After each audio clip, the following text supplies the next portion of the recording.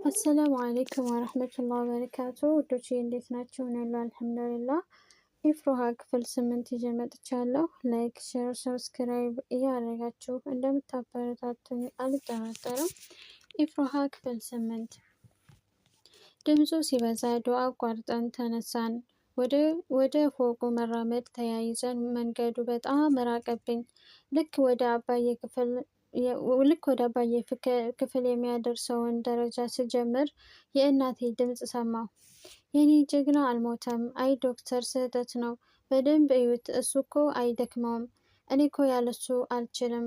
በእኔ የሚጨክን አንጀት የለውም። የእናቴ ድምፅ ለመሆኑ ምንም ጥያቄ የለውም። ጁኔድ ወደ እኔ ዞር አልና እጅን ጠበቅ አድርገሽ ያዢ። ጁኔድ ወደ እኔ ዞር አለና እጅን ጠበቅ አድርገሽ ያዥኝ አለኝ። እኔም ነገሩ ግራ ስለገባኝ ጠበቅ አድርጌ ያስኩት። እንደተያያዝን ወደ ላይ መውጣት ጀመርን።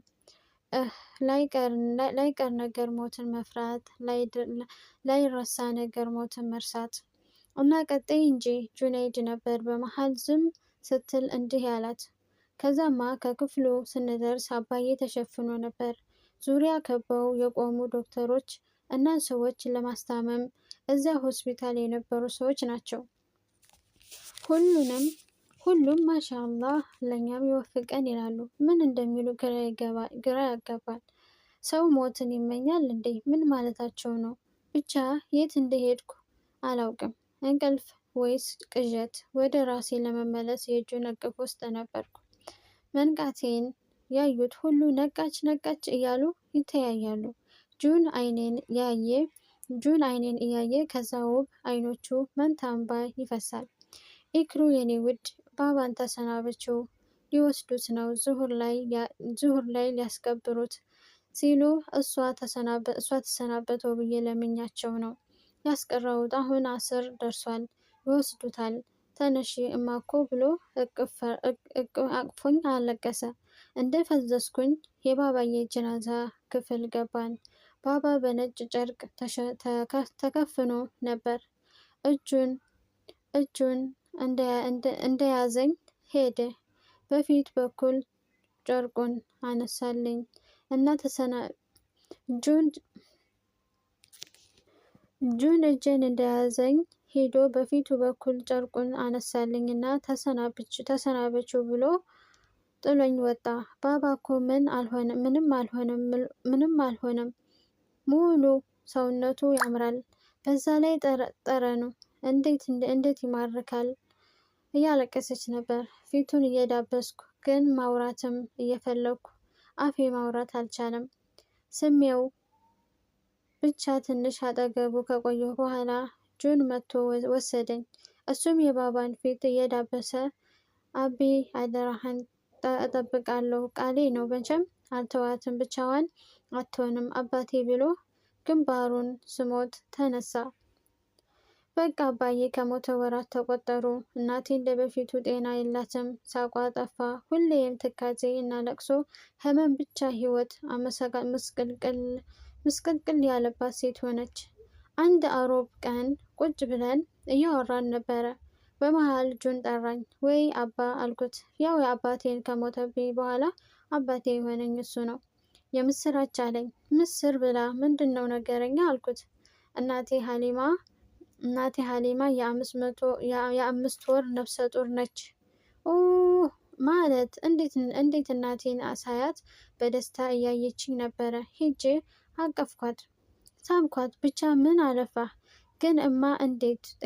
የኔ ጥያቄ ነበር።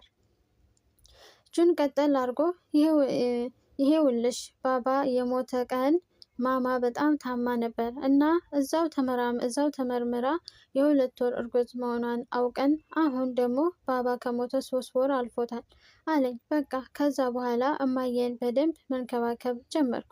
እንዳይደብራት ማዝናናት፣ የተለያዩ ቦታዎችን ማሳየት። በቃ ስለ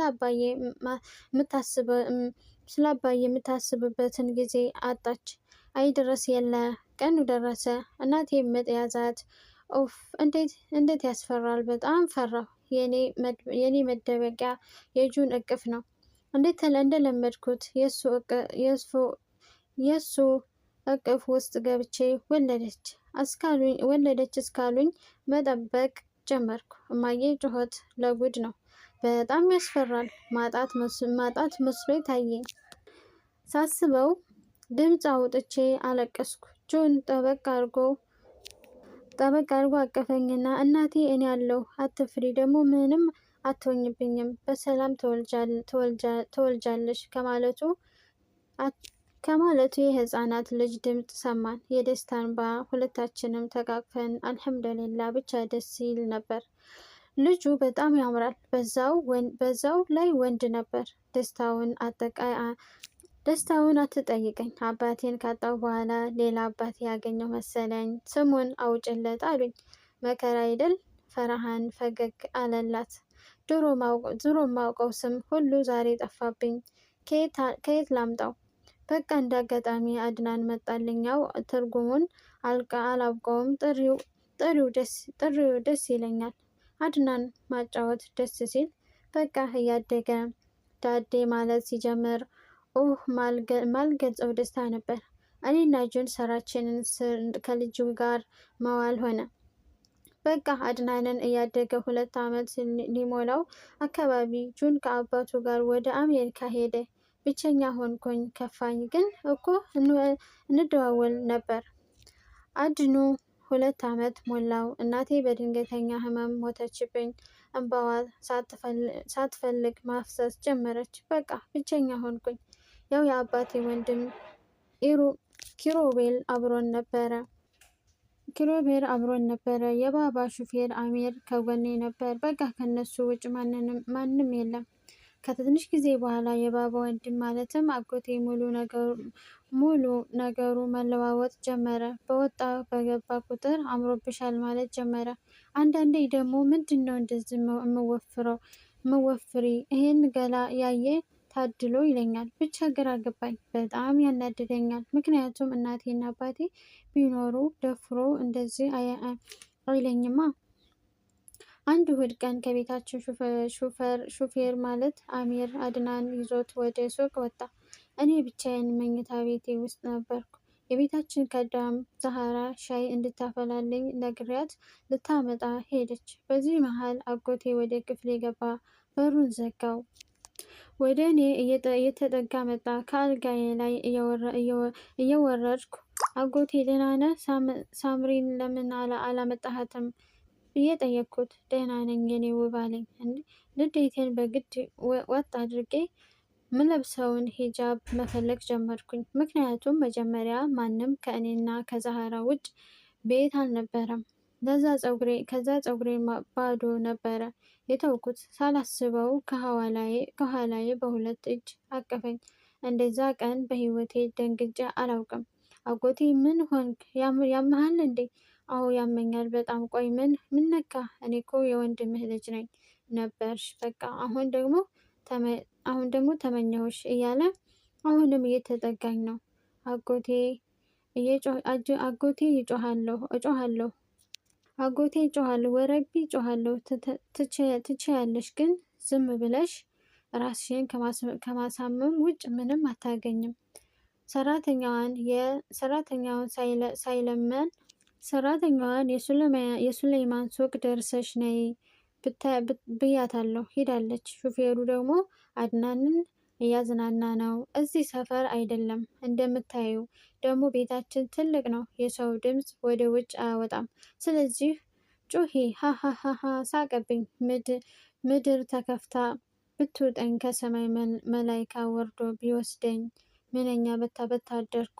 ሳላስበው ሁለት ትከሻዬን ይዞ አልጋው ላይ ወረወረኝ። ማልቀስ ጀመርኩኝ። አጎቴ እባክህ፣ አንተም እኮ ሴት ልጅ አለህ። ሳምሪ ላይ እንደዚህ ቢደረግ እሷ ናርዶስ ላይ እንዲህ ቢደረግ እሷ ብቻ እያለቀስኩኝ ያንን አስነዋሪ ድርጊት ፈጸመብኝ። ከለቅሶ ብዛት ንግግሯን አቋረጠች። ፈርሃን ከልቡ ነበር ያለቀሰው። እናት አባት ማጣቴ የዛኔ ታወቀኝ። ምክንያቱም አባቴ በህይወት እያለ ሁሉም ያከብሩኝ ነበር። አባቴ ይፈሩት ነበር።